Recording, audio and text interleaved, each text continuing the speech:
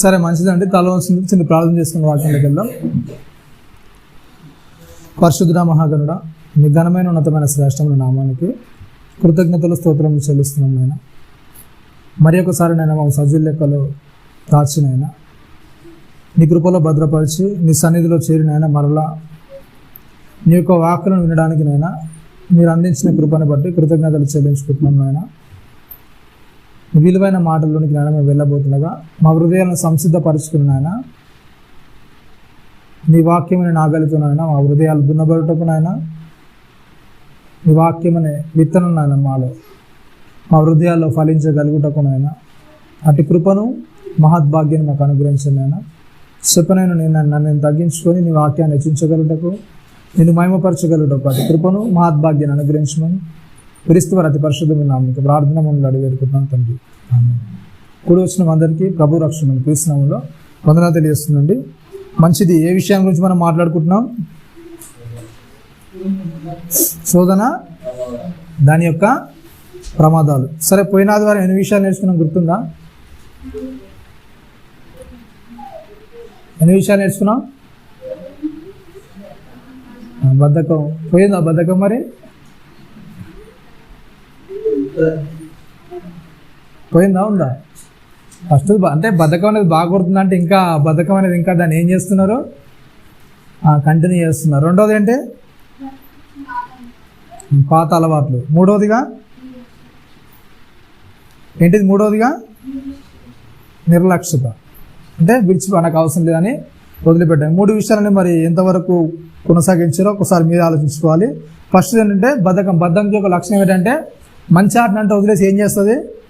చెడుతో ఎక్కువగా స్నేహం చేస్తుంది. ఏదైతే మనకు హాని కలిగిస్తుంది, ఏదైతే నష్టం కలిగిస్తుందో బద్ధకం ఏం చేస్తుంది? దాంతో ఎక్కువగా ఫ్రెండ్షిప్ అనేది చేస్తుంటుంది. రెండోది ఏంటంటే పాత అలవాట్లు ఏం చేస్తాయి?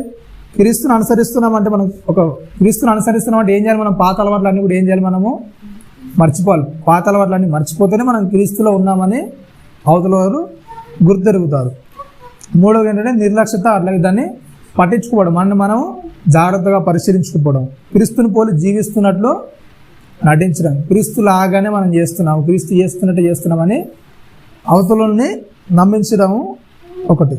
ఓకేనా? సరే, నాలుగవది ఏంటంటే బాధ్యత లేకుండా ఉండడం. ఓకేనా? బాధ్యత అనేది లేకుండా ఉండడం మాట. ఓకేనా? దేవుని ప్రేమను పోగొట్టుకోవడం ఏంటంటే దాదాపు ఏంటి చెప్పండి? అసాధ్యం. ఓకేనా? దేవుని ప్రేమ అనేది మనలో నుంచి ఎడబాయడానికి, దేవుడు మన మీద ప్రేమ చూపించకుండా ఉండకపోవడం అనేది చాలా అసాధ్యం. అసలు దేవుడు ఎప్పుడు కూడా ఏం చేస్తాడు? మన మీద ప్రేమ చూపిస్తూనే ఉంటాడు. ఓకేనా?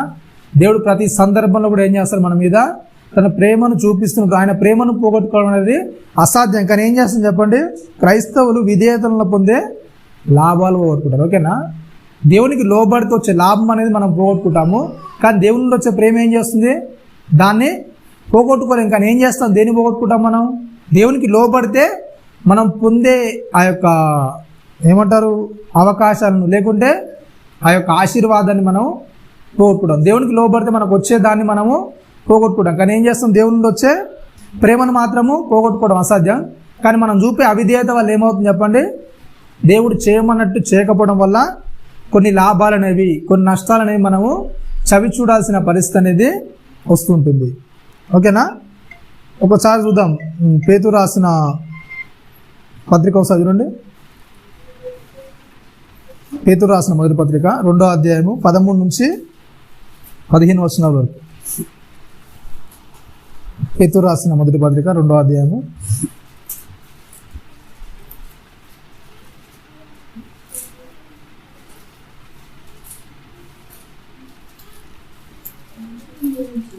మనుషులు నియమించు ప్రతి కట్టడకును ప్రభు నిమిత్తమై లోబడి ఉండి రాజు అందరికీ అధిపతి అనియు నాయకులు దుర్మార్గులకు ప్రతిదండన చేయుటకును సన్మార్గులకు మెప్పు కలుగుటకును రాజు వలన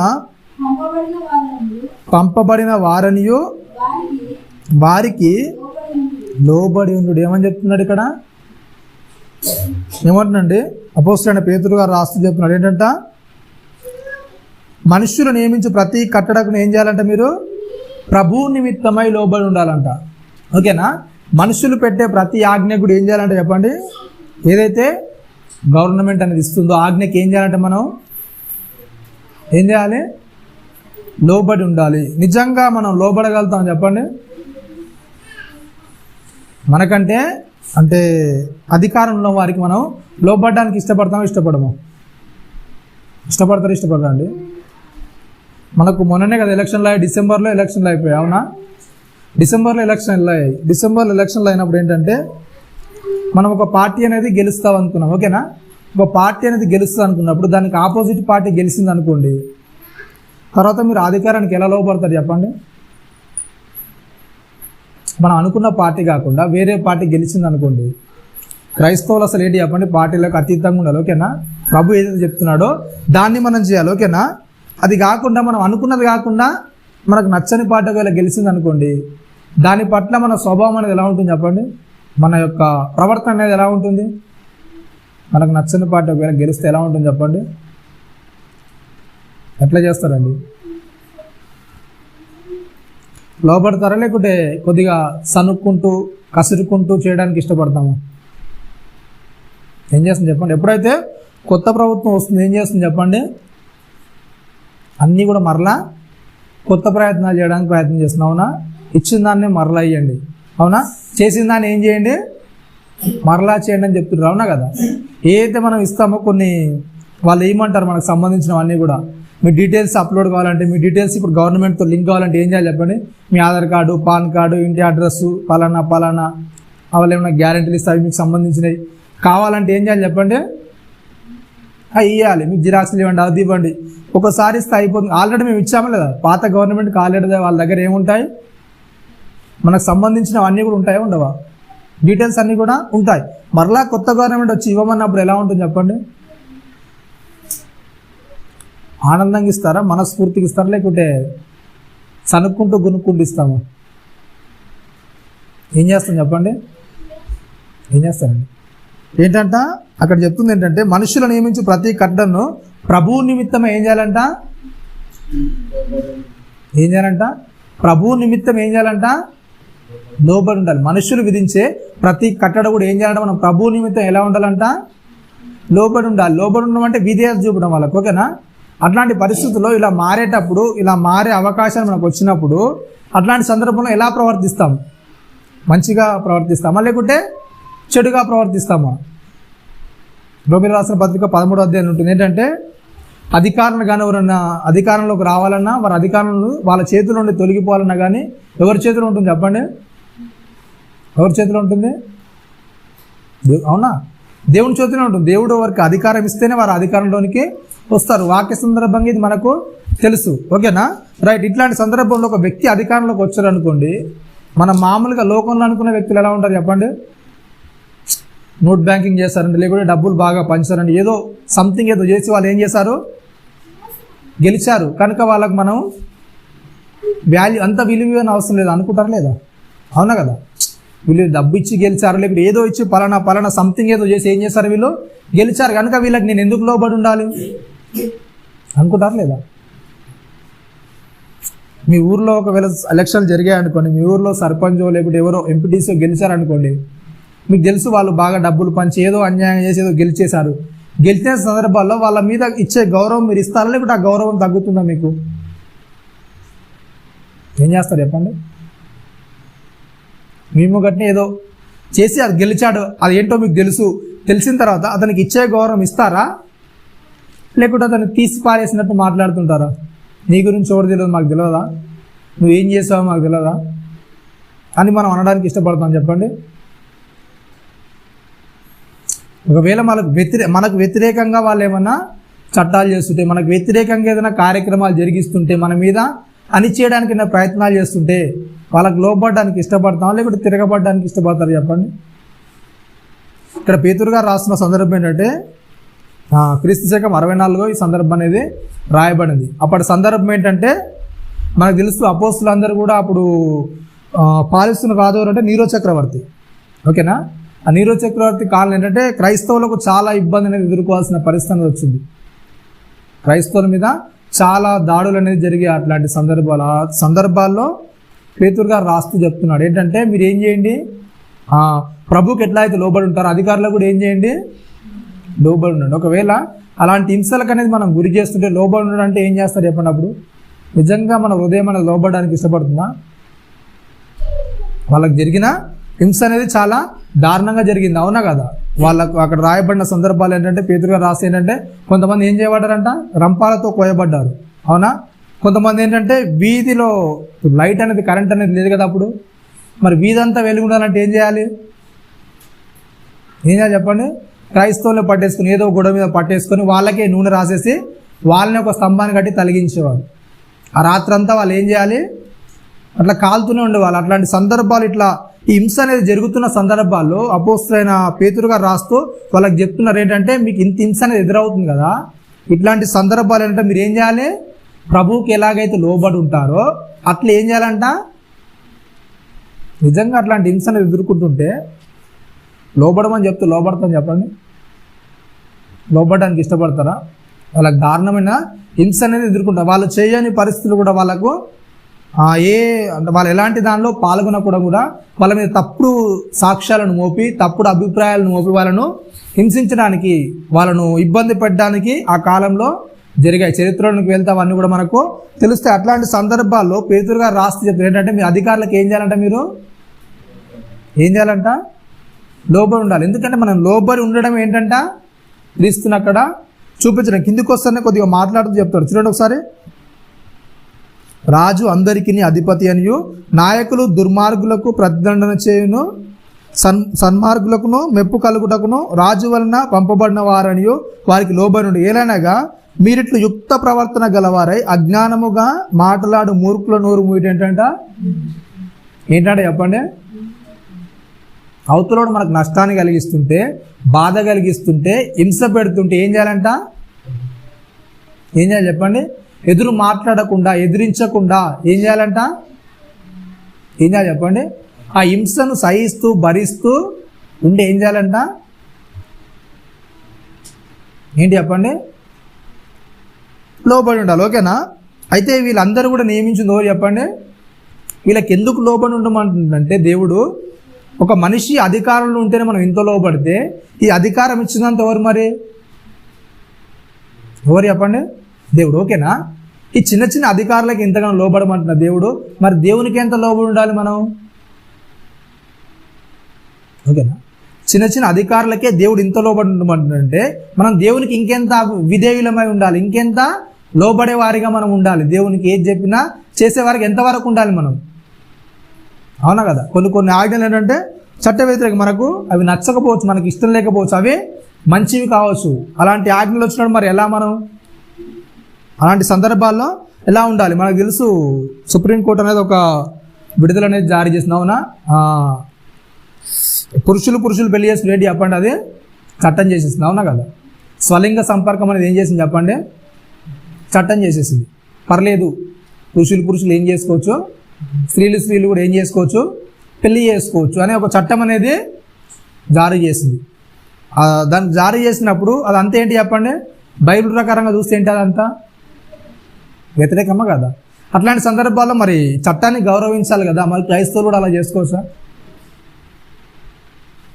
అంటే అధికారానికి లోబడి ఉండడం అంటే ఏంటి చెప్పండి? మనకు తెలుసు ఏది మంచిదో ఏది చెడుదో తెలుసు, అవునా కదా? అట్లాంటప్పుడు అట్లాంటి సందర్భాల్లో మీకు తెలుసు శద్రకు మేషకు అబేద్నెగో తెలుసా, వీళ్ళు ముగ్గురు, అవునా? వాళ్ళకి వచ్చిన ఆజ్ఞ ఏంటంటే రాజప్రతిమకి ఏం చేయాలి, మీరు మొక్కాలి. మొక్కకుంటే ఏంటి మీకు అగ్నిలో పడేస్తాం. మీరు అగ్నిలో పడేసినా సరే మేము ఏం చేస్తాం, దానికి మేము లోబడమని చెప్పారు. ఈ పేతురు సందర్భానికి వచ్చినా సరే వాళ్ళ చెరసాలకు తీసుకొని ఏం చేస్తారు, పేతురును ఏం చేస్తారు చెప్పండి, కొడతారు. ఎందుకు కొడతారంటే ఈ నామాన్ని బట్టి ఎవరు కూడా ఏం చేయొద్దు, మాట్లాడవద్దు. క్రీస్తుని బట్టి మీరు ఎక్కడ కూడా బయట మాట్లాడొద్దు అన్నప్పుడు వాళ్ళు ఏం చేస్తారు, మౌనంగా దాన్ని ఏం చేస్తారు, భరిస్తారు. మనకు వాళ్ళు ఎదురు తిరగరు. ఓకేనా? మేము అలాగే చేస్తాం, చేస్తే ఏంటి, మీరు ఏం చేస్తారు అని ఎదురు తిరగరు. ఏం చేస్తారు చెప్పండి, వాళ్ళు ఆ దెబ్బలు తింటారు, ఆ దెబ్బలు సహిస్తారు. మరలా వచ్చి వీళ్ళ పని వీళ్ళు ఏం చేస్తారు, చేసుకుంటారు. ఏది మంచో ఏది చెడో ఆ జ్ఞానం అనేది మనకు ఉంది. అట్లాంటి సందర్భాలు ఏంటంట, అజ్ఞానముగా వాళ్ళ మూర్ఖుల నోరు మూయటం ఏంటంట దేవుని చిత్తం. ఎలాంటి సందర్భంలో మనం ఎలా ఉండాలి చెప్పండి? వాళ్ళకు లోబడే వారిగా ఉండాలి. అంటే అధికారులకు మనం ప్రతి సందర్భంలో కూడా ఏం చేయాలి చెప్పండి? గౌరవప్రదంగా నడుచుకునే వారిగా ఉండాలి తప్ప వాళ్ళని వ్యతిరేకించే వారిగా, వాళ్ళను దూషించే వారిగా, ఎప్పుడైతే వాళ్ళని ఎదిరించే వారికి ఎప్పుడు కూడా మన ప్రయత్నాలు అనేవి సాగొద్దు. ఓకేనా? అట్లాంటి సందర్భాలు చెప్తూ ఏంటంటే పేతురు గారు, మీరేంటంటే మనుషులు నియమించి ప్రతి కఠిన ఏంటంటే ప్రభు విషయం ఏం చేయాలి? ప్రభువుకు నేను లోబడుతున్నాను, ఏం చేయాలంట? లోబడి ఉండండి. ఒక వ్యక్తికి మనము వాళ్ళు చెప్పిన ఆజ్ఞను మనం చేస్తున్నామంటే ఏంటి చెప్పండి? మన దేవునికి మనము లోబడుతున్నాం, వాళ్ళకేదో భయపడి కాదు. అవునా కదా? ప్రభువు నాకు చెప్పాడు, ప్రభువు నాకు లోబడి ఉంటామన్నాడు కనుక ఏం చేయాలి? నేను లోబడుతున్నాను, మనస్ఫూర్తిగా నేను లోబడుతున్నాను, ప్రభువు నాకు ఇచ్చిన ఆజ్ఞ కనుక. మీకు తెలుసు లేదు, మనుషులు ఏం చేస్తారంటే కొన్ని నియమాలు, చిత్తాలని వాళ్ళు ఇస్తారు. ఓకేనా? కొన్ని ఇది ఫాలో అవ్వండి అని చెప్తారు మనుషులు చెప్పేది. ఓకేనా? కానీ దేవుడు చెప్పేది ఏంటి చెప్పండి? మనుషులు చెప్పేదానికి దేవుడు చెప్పేదానికి డిఫరెన్స్ ఏంటి? మనుషులు ఏం చెప్తారు చెప్పండి? మీకు నచ్చితే చెయ్యండి, లేకుంటే లేదు, మీ ఇష్టం, మీ కర్మ అంటాడు మనిషి చెప్పేది. కానీ దేవుడు చేయండి చెప్పండి? బైబిల్లో ఉన్నవి ఏంటి? మీ ఇష్టం ఉంటే చెయ్యండి, లేకుంటే లేదా అనేదా? లేకుంటే ఆజ్ఞలు ఉన్నాయా? ఆజ్ఞ అంటే ఏంటి? అర్థం తెలుసా? ఆజ్ఞ అంటే తెలుసా తెలీదు? ఆజ్ఞ అంటే ఏంటి చెప్పండి? ఇది కంపల్సరీగా ఏం చేయాలి చెప్పండి? చెయ్యాలి, అంతే. నీకు ఇబ్బంది అయినా, కష్టమైన, నష్టమైన అన్నీ నాకు సంబంధం లేదు. ఆజ్ఞ అంటే ఏంటి చెప్పండి? అంతే, నువ్వు చేసి తీరాలి తప్పకుండా. బైబిల్లో ఉన్నాయన్నీ కూడా ఏంటి చెప్పండి? మనకు ఆజ్ఞలు. ఓకేనా? బైబిల్లో ఉన్నాయన్నీ కూడా ఏంటి? మనకు ఆజ్ఞలు. నేను చేస్తానులే, తర్వాత చూస్తానులే అనడానికి వీళ్ళు ఏం చేయాలి చెప్పండి? కంపల్సరీగా అవి ఏం చేయాలి? మనము ఏం చేయాలి? చేసి తీరాలి. దేవుడు మనిషికి నిష్టానుసారంగా బ్రతకమని, నీ ఆలోచన చొప్పున, చిత్తం చొప్పున చేయమని చెప్పలేదు. చేస్తే చేయాలి, నీ ఇష్టం. కానీ ఏంటి చెప్పండి? దేవుడు ఇచ్చినవి ఏం చేయాలి? ఆజ్ఞలు. ఒకవేళ వీటి ప్రకారంగా చేయకుంటే దాని శిక్ష అనేది నువ్వు కంపల్సరీగా అనుభవిస్తావు. కాబట్టి దేవుడు ఏంటంటే ప్రతి సందర్భంలో కూడా ఆజ్ఞలు ఇచ్చాడు. ఓకేనా? ఇట్లాంటి సందర్భాల్లో మరి ఒకవేళ ఇట్లా లోబడుతున్న సందర్భంలో, దేవునికి ఒకవేళ మనం లోబడిన సందర్భంలో మనకేమైనా ఇబ్బంది ఎదురైంది అనుకోండి, అప్పుడు ఏం చేస్తుంది చెప్పండి?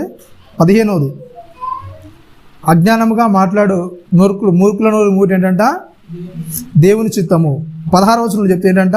స్వతంత్రులై ఉండి దుష్టత్వమును కప్పిపెట్టుటకు మీ స్వతంత్రం ఏంటంట?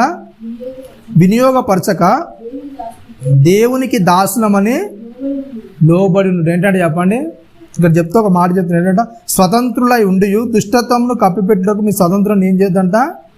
వినియోగపరచక దేవునికి దాసులమని ఏం చేయాలంట? లోబడి ఉండి. ప్రతి ఒక్కరికి కూడా ఏముంటుంది చెప్పండి? స్వతంత్రం. ఎవరి స్వాతంత్రం వాళ్ళకు ఉంటుంది. కానీ ఏంటంట? ఆ స్వతంత్రం అనేది ఎలా ఉంటుందంటే, దుష్టత్వాన్ని కప్పిపెట్టేదానికి మీ స్వతంత్రాన్ని వినియోగించొద్దు. మనలో ఉన్న దుష్టత్వాన్ని అవతలోనికి చెప్పే విధంగా, దాన్ని కనపరుచుకొని దేవుని చిత్తం అని చెప్పే విధంగా ఎప్పుడు కూడా ఉండొద్దు. మీకు తెలుసు యేసుక్రీస్తు సందర్భంలో ఒక సందర్భం అవుతుంది ఏంటంటే, పన్ను వసూలు చేసే సందర్భం అనేది వస్తుంది యేసుక్రీస్తు విషయంలో.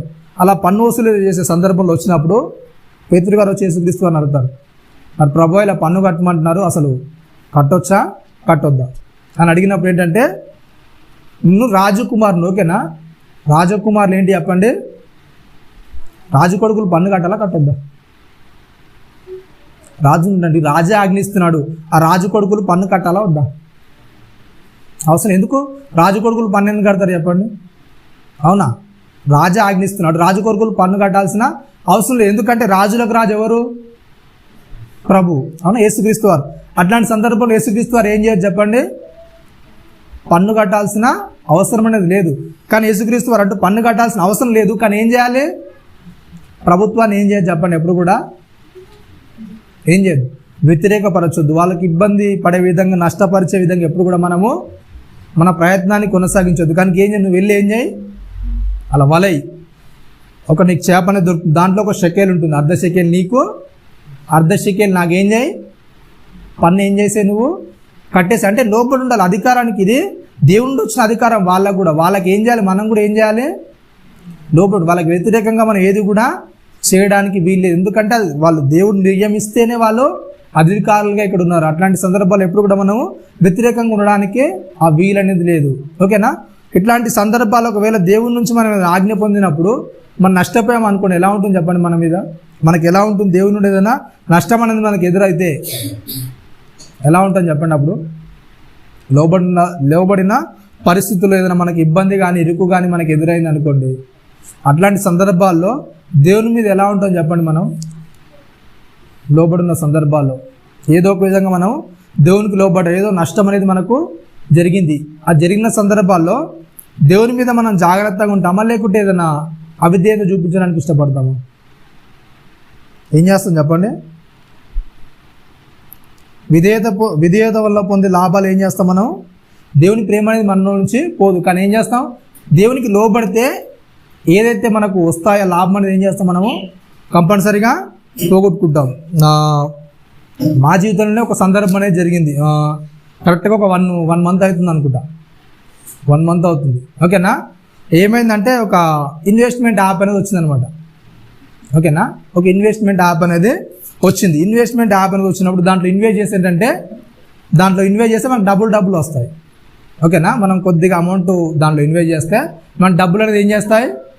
డబ్బులు వస్తాయి. ఒకసారి పెట్టే కానీ ఏంటంటే వచ్చేసింది. అబ్బో ఏంది బాగుంది, అవునా కదా? ఈ ఇన్వెస్ట్మెంట్ అనేది బాగుంది, కానీ ఏం చేద్దాం? మనం ఇన్వెస్ట్మెంట్ చేసామనికి ఏమవుతుంది? మన ఇన్కమ్ అనేది పెరుగుతుంది, కొద్దిగా పని భారం అనేది కూడా మనకి ఏం చేస్తుంది చెప్పండి? తగ్గిపోతుంది. హాయిగా సేవ చేసుకోవచ్చు అనుకుంటే ఏం చేస్తాం దానికి? అలాగే డబల్ పెట్టేస్తాం. ఎప్పుడైతే ఇట్లా చేస్తామో ఏమవుతుంది చెప్పండి? మనం అనుకుంటాం ఏంటంటే మనం రెస్ట్ ఎక్కువ తీసుకోవచ్చు అనుకుంటాం, కానీ ఎప్పుడైతే మనం ఒక దాని మీద మన మైండ్ అనేది పెడతాం ఏం చేస్తుంది చెప్పండి? రెస్ట్ మనకు తక్కువ అవుతుంది. ఓకేనా? ఆ ఇన్వెస్ట్మెంట్ యొక్క ప్లాన్ ఏంటంటే 12 గంటలకు ఏం చేయాలంటే దాని ఆ డబ్బులు ఏం చేసుకోవాలి? మనము విత్డ్రా చేసుకోవాలి. 12 గంటలకు కంపల్సరీ ఏం చేసుకోవాలంటే ఆ ఇన్వెస్ట్ చేసిన అమౌంట్ విత్డ్రా చేసుకోవాలి డైలీ. ఇప్పుడు ఏం చేయాలి? డైలీ విత్డ్రా చేసుకోవాలంటే ఎన్ని గంటల దాకా ఉండాలి? మెల్క 12 గంటలకు నీకు విత్డ్రా చేసుకోవాలంటే ఏం చేస్తాం? మనం ఏం చేస్తాం? 12 గంటల దాకా నేను మెలుకుంటే ఏం చేయాలి? దాన్ని కంపల్సరీగా విత్డ్రా చేసుకోవాలి. సరే, ఒక ఇన్వెస్ట్మెంట్లో నేను పెట్టాను, మరలు ఏం చేశాడు వాడు? ఇంకొద్దిగా లాభాన్ని చూపించాడు. ఓకేనా? మరొక దాన్ని చూపించాడు అనమాట. దీంట్లో ఇన్వెస్ట్ చేసి ఇంకేం వస్తుంది? ఇంకెక్కువ లాభం వస్తుంది, అవునా కదా? ఇప్పుడు ఎక్కువ లాభం వస్తున్నప్పుడు మనం ఏం చేస్తాం? మరలా ఏం చేస్తాం? దాంట్లో కూడా ఏం చేస్తాం చెప్పండి? ఇన్వెస్ట్మెంట్ చేస్తావు. అయితే నాకు అప్పుడు కూడా ఏంటంటే కొడుతున్నావు ఏంటంటే ప్రార్థన చేసి అడిగినప్పుడు ఏంటంటే పెడితే ఏంటి చెప్పండి? నీకు లాభం వస్తే ఎట్లా ఆనందం ఉంటావు, నష్టపోతే కూడా ఏం చేయాలి? అట్లే ఉండాలి. ఓకేనా? లాభం వస్తే ఎంత ఆనందపడతావో, నష్టం వచ్చినప్పుడు కూడా ఏం చేయాలి? అది నీ ఇష్టం. పెడితే నువ్వు పెట్టేసుకో. నాకు వాకింగ్ చదువుతున్నట్టు అర్థమైందంటే పెట్టు, కానీ ఏంటి? నష్టం వచ్చినా లాభం వచ్చినట్టు ఏం చేయాలి? నువ్వు అట్లే ఉండాలి. ఓకేనా? నష్టం వచ్చినా లాభం వచ్చినా నీ మనసు తీరు అనేది మారొద్దు. ఇంకేం చేయొద్దు? నీ బాధ అనేది వ్యతిరేకత అనేది రావద్దు అని చెప్పినప్పుడు సర్లే ఏమవుతుందిలే, కొద్ది డబ్బే కదా అని ఏం చేస్తాం? పెట్టేసాం. కొద్ది డబ్బు కాస్త ఎక్కువైపోయింది అమౌంట్. ఓకేనా? పర్లేదులే, వస్తుంది కానీ అమౌంట్ అనేది ఎక్కువ పెట్టేసిన తర్వాత ఏమైందంటే కథం. ఎప్పుడైతే ఎక్కువ అమౌంట్ పెట్టేస్తామో వాడు ఏం చేస్తాడంటే ఆపోడు ఎత్తేసాడు. ఎత్తేగానే మన పరిస్థితి ఎలా ఉంటుంది చెప్పండి? అప్పుడు ఇక ఎప్పుడైతే మనం ఎక్కువ డబ్బు పెట్టేసామో ఆ ఇన్వెస్ట్మెంట్ పెట్టగానే ఆ డబ్బులు అంతా వెళ్ళిపోయాయి అనుకోండి, అప్పుడు ఎలా ఉంటుంది? ఎట్లుంటుందండి? దేవుని మీద ఏమన్నా సనుగుతామా, లేకుంటే జాగ్రత్తగా ఉంటామా? ఏం చేస్తాం చెప్పండి? అనిపిస్తుంది కొద్దిగా ఏమంతా చెప్పండి? మరి ప్రభువా అప్పుడే ఏదో ఆలోచించి వాక్యందని అడిగాం కదా, మరి అప్పుడే వద్దని చెప్పేస్తే అయిపోతుంది కదా, అవునా కదా? ఆపేస్తే అయిపోతుంది, ఏదో ఒక విధంగా చేసి ఆపేస్తే అయిపోతుంది కదా, దానిలో నేను వెళ్ళకుండా చేస్తే అయిపోతుంది కదా. ఇప్పుడు ఇంతగా నష్టపరిచి ఇబ్బందిలోకి వెళ్ళింది ఎవరు? నష్టపరుచుకుంది ఎవరు? కానీ దేవుణ్ణి ఏమడతాం చెప్పండి? ఈ నష్టంలోకి నీకు తెలుసు కదా, ఈ నష్టంలోకి వెళ్తామని తెలుసు కదా, ఆ తెలిసినప్పుడు నన్ను ఆపితే బాగుండు కదా, అవునా కదా? నువ్వు నష్టంలోకి వెళ్తున్నప్పుడు నీకు తెలుసు, అట్లాంటి సందర్భాల్లో ఆ నష్టంలోకి వెళ్ళకుండా నన్ను ఆపేస్తే అయిపోతుంది కదా, నీకు తెలుసు కదా ఆలోచనలు అన్నీ కూడా, ముందేం జరుగుతుందో భవిష్యత్తు ఏం జరుగుతుందో అన్నీ కూడా నీకు తెలుసు కదా అని ఏమవుతుంది చెప్పండి? కొద్దిగా ఏముంటుందండి? కొద్దిగా ఆయాసం, బాధ అనేది ఏమవుతుంది చెప్పండి? వస్తుందా రాదండి? వస్తుందా? అట్లాంటి సందర్భాల్లో మరి దేవునికి లోబడతాం మనం? దేవునికి అలా వచ్చినప్పుడు ఎంత ఆనందంగా ఉంటామో, పోయినప్పుడు అంతే విధేయతగా లోబడడానికి ఇష్టపడతాం చెప్పండి? ఏమన్నా బాధపడడానికి ఇష్టపడుతుంటాం మనం? ఏం చేస్తాం చెప్పండి? ఏదో ఒకటి ఆశించాం మనం, అవునా కదా? ఆశించాం మనం. ఆశించిన దానికి ప్రతిఫలం ఎప్పుడైతే దక్కదో మన యొక్క సనుగులు ఎలా ఉంటాయో చెప్పండి. దేవుడు ఎప్పుడు ఇంత ఏం చేస్తా చెప్పండి, నన్ను ఎదగనీయడు. అవునా కదా? అవునా కదా? ఎదిగే అవకాశం వచ్చినా నేను ఎదగనీయడు, ఎక్కడున్నానో అక్కడిని ఉంచేస్తాడు అని. ఏం చేస్తుంది చెప్పండి? మన యొక్క బాధ శోధన అంటే ఎలా ఉంటుంది చెప్పండి? యొక్క నింద మనం చేసిన తప్పు కాస్త ఏం చేస్తాం మనం? అవునా కదా? దేవుడు ఆపొచ్చు కదా, ఏదో చేయొచ్చు కదా, ఎలాగోలాగా చేయొచ్చు కదా. ఏం చేస్తుంది చెప్పండి? లోపలంతా ఏమవుతుంది చెప్పండి? ఆ బాధ అనేది ఏం చేస్తుంది మనకు? శోధన అనేది చూపిస్తూ ఉంటుంది, శోధనలోనికి మనల్ని నడిపిస్తూ ఉంటుంది. ఎప్పుడైతే మనము దేవుని మాట కాక దేవునికి విధేయత చూపకుండా మన ఇష్టానుసారంగా ఎప్పుడైతే వెళ్తుంటాం, ఏం చేస్తుంది చెప్పండి? మనం కొన్ని శోధనలోనికి మనం వెళ్ళిపోతాం. అవునా కదా? ఈ బలహీనతలు అనేవి చాలామందికి ఉంటుంటాయి. ఏంటంటే బాధ్యత లేకుండా దేవుడు చెప్పింది మనం వినకుండా, దేవుడు ఏదైతే మాట్లాడుతున్నా అది పట్టించుకోకుండా మనం ఏం చేస్తాం చెప్పండి? మన ఇష్టానుసారంగా చేసి దానికి వచ్చిన నష్టాన్ని బట్టి ఏం చేస్తాం మనం? దేవుని మీద అలగడము, సనగడము, ఆయాసపడ్డము. అవునా కదా? మన ఇబ్బందుని బట్టి దేవుని దూరం చేసుకోవడం అనేది మనము చేస్తుంటాం. అవునా? నిజంగా అట్లాంటి సందర్భాల్లో దేవుడు ఒక అధికారి, మరి ఆయనకు లోబడి ఉండాలనే మనస్తత్వం అనేది మనకు వస్తుందా చెప్పండి? వస్తుందా లేదు? యోబు ఏం చేశారు చెప్పండి? యోబు ఏం చేశారండి? ఏమన్నా సనిగాడా? ఉన్నదంతా పోయింది, అయినా కానీ ఏం చేశాడు చెప్పండి యోబు? దేవుడు ఇచ్చాడు, దేవుడు తీసుకున్నాడని ఆనందం. యోబు తప్ప మిగిలిన వాళ్ళు ఎవరు కూడా ఏంటి చెప్పండి? పోగొట్టుకున్న తర్వాత అంత ఆనందంగా లేదు. అవునా కదా? అబ్రహాం విషయానికి వస్తే ఏం చేశాడు చెప్పండి? ఆగలేక ఏం చేశాడు? ఆగర్ను వివాహం చేసుకున్నాడు. ఆల్రెడీ దేవుడు ఇచ్చాడు వాగ్దానం. అవునా కదా? లెక్కకు మించి నక్షత్రాల వంటి పిల్లలను నీ సంతానం ద్వారానే, షారాకు నీ ద్వారానే వస్తారు అని చెప్పాడు. కానీ ఏం చేశాడు అబ్రహాము? అయిపోయింది, టైం అంతా ముగిసిపోతుంది, ఇంకా ముసలితనం మీదకి వచ్చేస్తుంది. అట్లాంటప్పుడు ఏంటి చెప్పండి? ఇస్మాయిలే నా కొడుకు అనుకున్నాడు. అవునా కదా? ఇస్మాయిల్ని ఇచ్చే ప్రభు, ఆయనే నేను ఏం చేస్తాను? ఆ కుమారునిగా నేను స్వీకరించేస్తాను, ఆయననే నేను మొత్తం అప్పగిస్తాను అనుకున్నాడు. కానీ దేవుడు ఏం చెప్తున్నాడు? ఆగు, ఇతన్ని కుమారుడు కాదు, నేను వాగ్దాన పుత్రుడు ఇతడు కాదు. అవునా కదా? మన తొందరపాటు అనేది ఏం చేస్తుంది చెప్పండి? తొందరపడుతుంటాం. అంటే దేవుని విషయాల్లో దేవునికి ఎప్పుడైతే మనం లోబడుకుని ఉంటామో మనం అన్నీ కూడా ఏం చేస్తుంటాం? పొరపాట్లు చేస్తుంటాం, బాధ్యత లేకుండా చేస్తుంటాం. అట్లాంటి సందర్భాల్లో మరి దేవుని అధికారానికి మనం లోబడగలిగి ఎంతవరకు ఉండగలుగుతాం చెప్పండి? నిజంగా దేవుని అధికారానికి మనం లోబడగలుగుతామా? దేవుడిచ్చే ప్రతి దాన్ని కూడా మనం తీసుకొని ఉండడానికి ఇష్టపడతాం చెప్పండి? ప్రతి ఆజ్ఞని కూడా తీసుకుంటామా లేదా? దేవుడిచ్చే ప్రతి దాన్ని కూడా, ఆ ఆజ్ఞను మనకు తెలుసు చేయొద్దని తెలిసినప్పుడు, ఇది చేయకూడదని తెలిసినప్పుడు అలా ఉండకుండా, అలా చేయకుండా ఉండడానికి ఎంతవరకు మనం 100% ప్రయత్నం చేస్తాం చెప్పండి? 100% ప్రయత్నం చేస్తామా చెప్పండి? చేస్తామా చేయమా? 100% దాని కొరకు దేవుడు ఇలా చెయ్యొద్దు అన్నాడు కనుక నేనేం చెయ్యొద్దు అని మన చేతనంత వరకు చేస్తామా? లేకపోతే విడిచిపెడతాం మధ్యలోనే? చేస్తారా విడిచిపెడతారండి? విడిచిపెడతారా చేస్తారా? రైట్. పోయిన వారం మనము చెప్పాను ఆల్రెడీ. ఏంటి చెప్పండి? బద్ధకము, పాత అలవాట్లు, ఇంకోటి ఏంటి? నిర్లక్ష్యం. 3. ఓకేనా? మరి మాట్లాడుకొని వారం రోజులు అయింది, దానికి పూర్తిగా 100% మీరు న్యాయం చేశారా? బద్ధకాన్ని వదిలేయడానికి 100%. పోనీ 50% అన్న ప్రయత్నం చేశారా? మీరు అనుకున్న దాన్ని నేను ఛేదించాలి అని ప్రయత్నం చేశారా? పాత అలవాట్లు, నిర్లక్ష్యత, వీటిలో ఈ అన్ని విషయాలు మరి మనం ముందుకెళ్తున్నాం ఏమన్నా? దాంట్లో మనం ప్రయత్నం చేయడానికి, దేవుడు చెప్పిన మాట వినడానికి చేస్తున్నాం, కూడా వదిలేస్తున్నాము. చాలా జాగ్రత్తగా మన విషయాల్లో ఉండాలి. ఓకేనా? 5వది ఏంటంటే నిరుత్సాహపడుట. ఓకేనా? 5వది ఏంటంటే నిరుత్సాహపడ. ప్రార్థన ఏంటంటే నిలకడగా మనము ఉండలేకపోవడం. నిజంగా ప్రార్థనలో నిలకడగా ఉంటారు చెప్పండి? ప్రార్థనలో నిలకడగా ఉంటారా? లేకపోతే నిరుత్సాహపడతారా? చెప్పండి. ప్రార్థనలో నిలకడగా ఉంటారా లేకపోతే నిరుత్సాహపడతారా? మీకు అర్థమవుతుందో లేదో. ప్రార్థనలో నిలకడ ఉండడం ఏంటంటే, మనం దేని గురించైనా ప్రార్థన చేసామనుకోండి, ఏమవుతుంది చెప్పండి? దేని గురించైనా మనం ప్రార్థన చేసినప్పుడు ఆ ప్రార్థన అనేది మనకు దక్కుతుంది అంటే, ఆ ప్రార్థన నేను చేసిన దానికి ప్రతిఫలం పొందాను అని అనుకొని ఏం చేయాలి చెప్పండి? విడిచిపెట్టేసేయాలి. అవునా కదా? నిజంగా అట్లుంటామా? నిరుత్సాహపడతాం, ఇంకా అవ్వట్లేదు అని. ఈ నిరుత్సాహపడే జాబితాలు ఎక్కువ ఎవరుంటారంటే, నేను చెప్తున్నాను, వివాహం కొరకు ఎదురు చూసినావా? వాళ్ళు ఎలా ఉంటారు చెప్పండి? ఎలా ఉంటారండి? నిరుత్సాహంలో ఉంటారు. ఎందుకంటే వాళ్ళకంటే చిన్న వాళ్ళకి అందరికీ ఏమైపోతుంటాయి చెప్పండి? అవునా కదా? పెళ్ళిళ్ళని అయిపోతుంటాయి. వాళ్ళ పిల్లల్ని ఎత్తుకొని చూపిస్తుంటారు. అవునా కదా? చూపిస్తున్నాడు ఏమవుతుంది చెప్పండి? అందరికీ చిన్న వాళ్ళకు కూడా ఏమవుతుంది చెప్పండి? ఏమవుతుందండి? అందరికీ పెళ్ళి అయిపోతున్నాయి. నాకే ఇంకా పెళ్ళి కావట్లేదు. అవునా కదా? నిరుత్సాహం వస్తుందా రావట్లేదా? ప్రార్థన చేస్తారు, ప్రార్థనలో ఉంటారు, కానీ ఏంటి చెప్పండి? అందరికీ అవుతుంది కానీ ఇంకా నాకు అవ్వట్లేదు. ఓకేనా? వివాహం కానివారు, అలాగే వివాహం అయిన వారు కూడా ఏం చేస్తారు? నిరుత్సాహం ఉంటారు. ఎందుకు?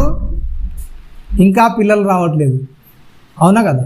నాకంటే తర్వాత చేసుకున్న వాళ్ళకి అందరూ కూడా పిల్లలు అయ్యారు, నాకు ఇంకేం చేయలేదు, పిల్లలు కాలేదు. అవునా కదా? అంటే ప్రార్థనలు ఏం చేస్తారు చెప్పండి? ప్రార్థన చేస్తారు కానీ ఏంటి చెప్పండి? నీళ్ళు ఇక్కడ ఉండలేరు. ఏం చేస్తాడు దుష్టుడు? ఏం చేస్తాడు చెప్పండి? చిన్నగా నిరుత్సాహానికి గురి చేస్తున్నాడు. కాదులే, నీ పని అయిపోయిందిలే, ఇది నీకు వేస్ట్లే అని ఏం చేస్తాడు చెప్పండి? దుష్టుడు ఏం చేస్తాడు? చిన్నగా శోధనలోనికి నడిపిస్తుంటాడు, నిరుత్సాహంలోనికి నడిపిస్తుంటాడు. యేసుక్రీస్తు వారిని ఏం చేస్తాడు చెప్పండి? నిరుత్సాహం లోన్ చేశాడు. అవునా? యేసుక్రీస్తు వారినే నిరుత్సాహానికి లోన్ చేశాడు దుష్టుడు. అట్లాంటిది మరి మనల్ని వదులుతాడు ఆ నిరుత్సాహంలో నుండి? ప్రతి దానిలో కూడా ఏమవుతుంది చెప్పండి? మనకు నిరుత్సాహం అనేది రుచి చూపిస్తూ ఉంటాడు. అవునా కదా? ఏదైనా మనం అనుకున్న పని కాలేదనుకో, వెంటనే మనకు వచ్చేది ఏంటి చెప్పండి? ఏమొస్తుంది చెప్పండి?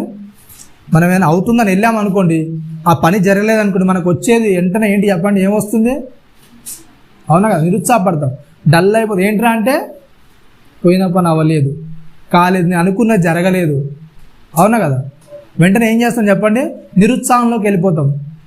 అవునా కదా? నిరుత్సాహంలోకి వెళ్తామా వెళ్ళమా? ప్రతి సందర్భంలో కూడా ఏం చేస్తాం చెప్పండి? మనం అనుకున్నది ఎప్పుడైతే అవ్వదో అట్లాంటి సందర్భాల్లో మనకు వెంటనే వచ్చేది ఏంటంటే నిరుత్సాహం అనే దాడి. అవునా కదా? దుష్టుడు ప్రతి వారికి ఇచ్చే ఆయుధాల్లో ఒక ఆయుధం ఏంటంటే ఇది నిరుత్సాహం అనేది. దాడి చేసే ఆయుధం అనేది నిరుత్సాహం అనే ఆయుధం. బద్ధకం ఒకటైతే నిరుత్సాహం అనేది కంపల్సరీగా అందరికీ ఏం చేస్తారు చెప్పండి? ప్రతి ఒక్కరి జీవితాల్లో కూడా నిరుత్సాహం అనేది ఏంటి చెప్పండి? ఉంటుంది. నిరుత్సాహపడకుండా ఉండే మనిషి ఉంటాడా? ఉండడా? నాకు ఇంతవరకు ఎప్పుడు కూడా నిరుత్సాహపడలేదని ఎవరు ఉన్నారా చెప్పండి? ఏ విషయాల్లో నేను నిరుత్సాహపడలేదని ఇప్పటివరకు కూడా నేను ఆనందంగా ఉన్నాను. నాకు ఏ విషయాలు నిరుత్సాహం అంటే నాకు తెలియదు అనేవాళ్ళు ఎవరు ఉన్నారు ఇక్కడ? సో నిరుత్సాహం అంటే ఏంటో తెలుసు కదా? ఏంటి చెప్పండి? మనం అనుకుంది కాకుంటే బాధపడ్డాం, ఇబ్బంది పడ్డాం, దాన్ని ఏమంటారు? నిరుత్సాహం. కాదులే, నా వల్ల కాదులే అని దాన్ని విడిచిపెట్టేయడం, అలాంటి దాన్ని ఏమంటారు చెప్పండి? నిరుత్సాహం. ఓకేనా? చూద్దాం ఒకసారి. యోహాను సువార్త 16:33 ఒకసారి చూడండి.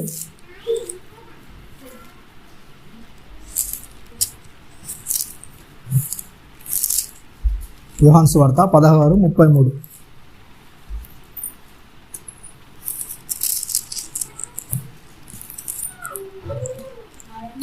నా యందు మీకు సమాధానం కలిగినట్లు ఈ మాటలు మీతో చెప్తున్నాను.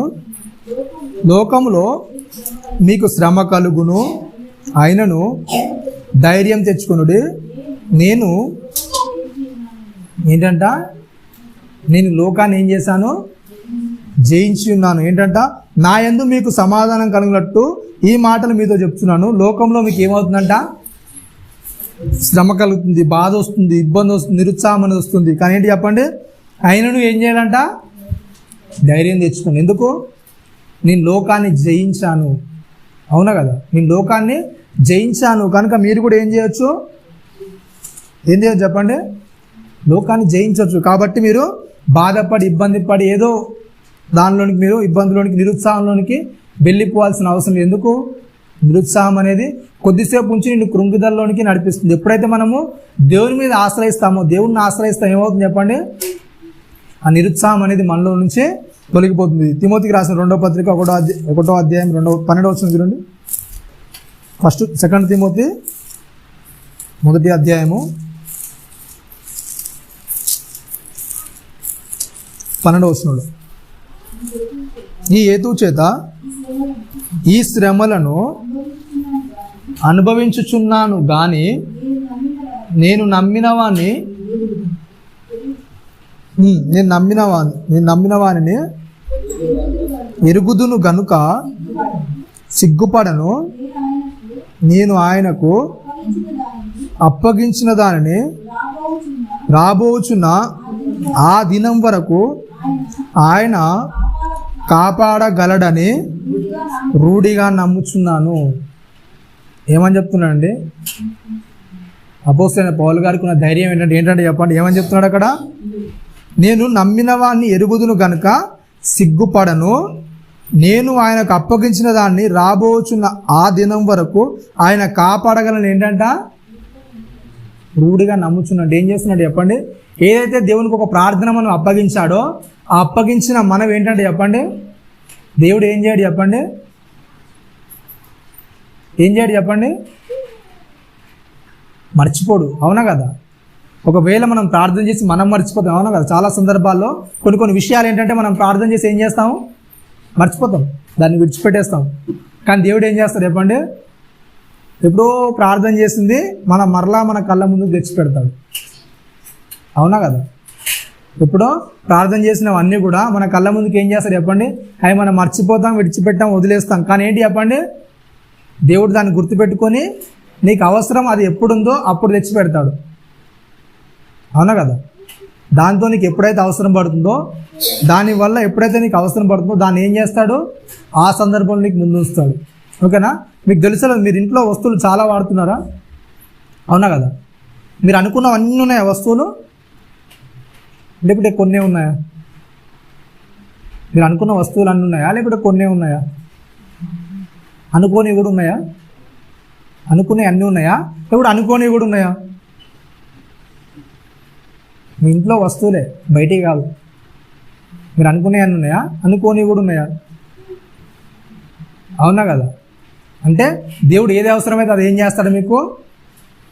మీరు అనుకోని కాదు, దేవుడు అనుకుంటే అవి మీ దగ్గరికి వస్తాయి. ఓకేనా? మీరు ఎంత అనుకున్నా సరే ఒకవేళ దేవుణ్ణి లేదనుకు ఏం చేస్తారు చెప్పండి? అవి మీ దగ్గర రావు. ఓకేనా? ఒకవేళ దేవుని దాంట్లో ఆ ప్రణాళికలో ఆ వస్తువులు మీ దగ్గర ఉండదనుకుని ఏం చేస్తుంది చెప్పండి? మీరు ఎంత అనుకుని ఎంత ప్రార్థన చేసినా మీ దగ్గర ఎంత డబ్బున్నా సరే అవి ఏం చేయవు, మీ దగ్గర ఉండవు. మీ దగ్గర డబ్బున్నా సరే ఎంతున్నా సరే మీరు ఏం చేయరు? దేవుడు వద్దనుకున్న వస్తువు మీ దగ్గర ఉండదు. ఓకేనా? ఏదైతే దేవుడు మీ దగ్గర ఉండాలనుకుంటాడో అవే ఉంటాయి, ఏదైతే వద్దనుకుంటాడో అవి ఉండవు. ఓకేనా? మీకు కావాల్సిన సమయాల్లో దేవుడు ఏం చేస్తాడు చెప్పండి? దాన్ని మీకు ఇస్తాడు. అదే అపోస్తలుడైన పౌలు గారు చెప్తున్నాడు ఏంటంట? ఈ హేతు చేత శ్రమలు నేను అనుభవిస్తున్నాను. మనకు ఒకటి కావాలి, దానివల్ల మనం శ్రమ పడుతున్నాం. అయినా కానీ ఏంటి చెప్పండి? గట్టి నమ్మకం ఉంటుంది. అది నాకు ఇప్పుడు కాకపోయినా దేవుడు ఏం చేస్తాడు? దాని అవసరం అనేది నాకు ఒకవేళ ఉంటే ఏం చేస్తాడు దేవుడు? దేవుని పని కొరకు అది వాడబడితే దేవుడే చేసుకుంటాడు. అవునా కదా? నేను నమ్మిన వాడిని ఎరుగుదును కనుక సిగ్గుపడను. నేను ఆయనకు అప్పగించిన దాన్ని ఏంటంట? రాబోచున్న ఆ దినం వరకు ఏం చేస్తాడు ఆయన? కాపాడుతాను. నేను రూఢిగా నమ్ముచున్నాను. దేవునికి ఏదైతే మనం అప్పగిస్తామో అది కంపల్సరీగా దేవుడు ఏం చేస్తాడు? నెరవేరుస్తాడు. అవునా కదా? మనం ప్రార్థించి మర్చిపోయి ఉండొచ్చు, కానీ దేవుడు ఏం చేస్తాడు? అది నీకు అవసరమైన సందర్భాల్లో దేవుడు అప్పగిస్తాడు. ఒకవేళ మనం అనుకున్నది అవ్వట్లేదంటే ఏంటి చెప్పండి? అది నీకు అవసరం లేదేమో, దానివల్ల నీకు శోధన ఎదురవుతుందేమో, నీకు ఏమైనా ఇబ్బంది ఎదురవుతుందేమో, ఒకవేళ దేవుని నుంచి విడిపోవాల్సిన పరిస్థితి ఎదురవుతుందేమో. అట్లాంటి సందర్భాలు ఏం చేస్తాడు చెప్పండి? దేవుడు దాన్ని దగ్గర రానివ్వడు, దాన్ని దగ్గర ఉండనివ్వడు. కాబట్టి ప్రతి విషయంలో కూడా ఏం చేయాలి చెప్పండి? దేవుడు అన్నీ కూడా ఏం చేస్తాడు? మన మంచికే చేస్తాడు, మన మేలుకే చేస్తాడు. ప్రతిదీ కూడా మన మేలు కొరకే ఆయన ఆలోచించి చేస్తాడు. కనుక ప్రతి దాన్ని కూడా మనం ఏం చేయాలి? ఆయన మీద వదిలేసే వారికి ఉండాలి. ఎప్పుడైతే ఆయన మీద వదిలేసి మనం దాన్ని విడిచిపెడతాం, ఏం చేస్తాం? దేవుడు మనకు మంచి జీవితాన్ని తన ప్రణాళికలో కట్టడానికి దేవుడికి ఎప్పుడైతే మనం అప్పగించుకుంటామో దేవుని ప్రణాళిక ఏదైతుందో దాని చిత్తానుసారంగా దేవుడు మనల్ని నడిపిస్తాడు. అవునా కదా? ఎప్పుడైతే మన ఇష్టానుసారంగా నడుస్తున్నాం, మన ఇష్టానుసారంగా నడిచినా సరే ఏం చేస్తాడు చెప్పండి? దేవుడు ఏం చేస్తాడు? మన ఇష్టానుసారంగా నువ్వు ఎంత దూరం వెళ్ళినా సరే మరలా దేవుడు ఏం చేస్తాడు? ఏదో ఇబ్బంది ద్వారానో, ఏదో శోధన ద్వారానో, ఏదో శ్రమ ద్వారానో ఏం చేస్తాడు? మరలా ఆ పనిలోనికి మరలా దేవుని ప్రణాళికలోనికి మనకి నడిపిస్తాడు కంపల్సరీగా. కాబట్టి అంత ఇబ్బంది మనం ఎదుర్కోకముందు ఏం చేయాలి? మనం దేవుని చేతికి అప్పగించుకున్నాం అనుకో, దేవుడు మనతో కూడా ఏం చేస్తాడు, ప్రతి శ్రమల్లో ప్రతి బాధలో కూడా మనకు నడుస్తాడు. ఓకేనా? మరి ఎన్ని విషయాలు మనం నేర్చుకున్నాం మొత్తం? ఎన్ని విషయాలు చెప్పండి? 5 విషయాలు. మొదటిది ఏంటిది? బద్ధకం అనేసరి ఏంటి చెప్పండి. ఇంకా దానిలో కొంచెం కూడా మీరు ప్రయత్నం చేయాలి. రూతమ్మని అడిగితే ఏం చేసిందంటే, నేను ఏం చేస్తాను చెప్పండి, ప్రయత్నం చేసావమ్మా? ఎవరు బద్ధకాలు అలాకుంటే, అవునా కదా? నీకున్న బద్ధకం నాకుండదు, నాకున్న బద్ధకం నీకుండదు. అట్లాంటి దాంట్లో మరి బద్ధకంలో ఎంతవరకు మనం ప్రాక్టీస్ చేస్తాం? కొద్దిగానే ఏమైనా ముందుకు తీసుకెళ్ళామా? సరే వదిలేండి, కొద్దిగా టైం టేబుల్ ఏమైనా సిద్ధపరచుకున్నారా? ఇలా చేయాలని కొద్దిగా మైండ్లో ఏమన్నా క్యాల్కులేటర్ వేసారా? లేకుంటే ఆ సండే వదిలి ఆ సండేనే వేసుకొని బయటికి వెళ్ళిపోవని ఆ క్యాల్కులేషన్ అంతా మర్చిపోయారా? బద్ధకం. పాత అలవాట్లు వదిలేసారా? వదిలేసారంటే ఆ సందర్భం వస్తే మనకు తెలుస్తుంది, చేస్తామా చేయమని. దేవుడు ఆ సందర్భాన్ని మనం ముందుకు తీసుకొచ్చినప్పుడు తెలుస్తుంది. మూడవది ఏంటంటే నిర్లక్ష్యత, పట్టించుకోవడం. మన గురించి మనం పట్టించుకోకుండా పక్కన నుండి ఎక్కువ ధ్యాస పెట్టడం. వాడు అలా ఉంటుండు, వీడు ఇలా ఉంటుండు, వాళ్ళతో వీళ్ళకి ఎందుకు. తాను నిలుచున్నానని అనుకున్నవాడు ఏం చేయాలంట, తాను పడిపోకుండా జాగ్రత్త చూసుకోవాలి. ఓకేనా? నేను బాగానే ఉన్నాను, నేను వాక్యంలో ఉన్నాను, నేను ఎదుగుతున్నాను అనుకున్నాడు ఫస్ట్గా ఏం చేయాలంట, వాడు చూసుకోవాలంటే. ఎందుకు? నేను ఎక్కడైనా తప్పిపోతాను, నేను ఎక్కడైనా తప్పులో చిక్కబడతానేమో అని. ఓకేనా? 4వది ఏంటంటే బాధ్యత లేకుండా ఉండడం. ఏదైతే దేవుడు అప్పగిస్తున్నాడో ఆ పని ఏం చేయాలి, మనం పూర్తిగా విధేయులు ఉండాలి. పరిపూర్ణులుగా విధేయులు ఎప్పుడైతే ఉంటామో అప్పుడు ఏం చేస్తాం, దేవుని ప్రేమ అనేది మన దగ్గర నుంచి వెళ్ళిపోదు, కానీ దేవునిలో వచ్చే లాభాలనేవి కూడా ఏం చేస్తాయి, మనకు ఆశీర్వాదం అనేది మనకు వస్తుంది. దేవునికి లోబడి ఉంటే ఆ వచ్చే ఆశీర్వాదం అనేది కూడా మనకు వస్తుంది. 5వది ఏంటంటే మనం నేర్చుకునేది ఏంటంటే, 5వదిగా నిరుత్సాహపడ్డం. మనం అనుకున్నవన్నీ కూడా ఏం చేస్తాం చెప్పండి, దానిలో ఇంకా నిరుత్సాహంగా ఉంటుంటాం. అట్లాంటి దానిలో చాలా జాగ్రత్త ఉండాలి. కాబట్టి 5 విషయాల్లో మనం ఏం చేస్తాం చెప్పండి, ఎక్కువగా శోధనలోనికి ప్రమాదంలోనికి వెళ్ళిపోతున్నాం. కాబట్టి ఆ విషయాన్ని మనం ఏం చేసుకోవాలి, జాగ్రత్తగా చూసుకోవాలి. చాలా ఎక్కువ సందర్భాల్లో మనం పడిపోయేది అంటే బద్ధకం. ఓకేనా? ఎక్కువగా బద్ధకాన్ని చూపించడానికి ఇష్టపడుతుంటాం. రెండవది ఏంటంటే పాత అలవాట్ల వైపు మనము వెళ్తుంటాం. ఈ 5 విషయాల్లో తెలియకుండానే కొన్ని సందర్భాలు ఏం చేస్తాం, మనం ఆ శోధనలోనికి ఆ ప్రమాదంలోనికి మనము వెళ్ళిపోతాం. కాబట్టి ప్రతి సందర్భంలో కూడా మనల్ని మనం ఏం చేసుకోవాలి, వాక్యం ద్వారా ఎప్పటికప్పుడు మనం ఏం చేసుకోవాలి, పరిశోధించుకోవాలి. ఒకవేళ ఇప్పుడు నువ్వు పర్లేదేమో, ఓకేనా, ఇప్పుడు అలాంటి శోధనలో పర్లేదేమో, కానీ ఏం చేస్తావు తర్వాత ఒకవేళ ఏం చేయొచ్చు, నువ్వు పడవచ్చు. కాబట్టి ఒకవేళ పడ్డవారైతే ఏం చేయాలి, దీనిలో నుంచి బయటికి రావడానికి దేవుని మాటను ఉపయోగించుకోవాలి. ఒకవేళ పడని వారైతే ఏం చేయాలి, మాటను జాగ్రత్తగా హృదయంలో ఉంచుకొని ఫ్యూచర్లో ఏం చేయాలి, దాంట్లో పడకుండా ఉండాలని జాగ్రత్త పడాలి. ఓకేనా? తల ఉంచుకొని చిన్న ప్రార్థన చేసుకుందాం. పరిశుద్ధుడా మహాగణుడా, మీ ఘనమైన ఉన్నతమైన శ్రేష్టమైన నామానికి కృతజ్ఞతలు స్తోత్రంలో చెల్లిస్తున్నాం ఆయన. విన్న మాటలు నేను మా హృదయంలో నింపబడిన ఆయన, నీ వాక్యాన్ని అనుసరించిన ఆయన గట్టిగా మా హృదయాలను నీ వైపు తిప్పగలుగుటకు నాయన, నీలో ఫలించగలుగుటకు అటు కృపను మహద్భాగ్యాన్ని మాకు అనుగ్రహించిన ఆయన. విన్న మాటలు మా హృదయంలో ఫలించిన ఆయన, నీ కొరకు నాయన 100 ఫలించగలుగుటకు అటు కృపను మహద్భాగ్యాన్ని మాకు అనుగ్రహించినని, అలాగే జరిగిన బలలోను పాఠ్యంతులను తోడుగా ఉండి మీకే మహిమకరంగా జరిగే అటు కృపను మహద్భాగ్యాన్ని మాకు అనుగ్రహించమని క్రీస్తు వారి అతి పరిశుద్ధమైన నామమున ప్రార్థన మనం అడిగి వేడుకుంటున్నాం. ఆమేన్. అందరికీ వందనాలు.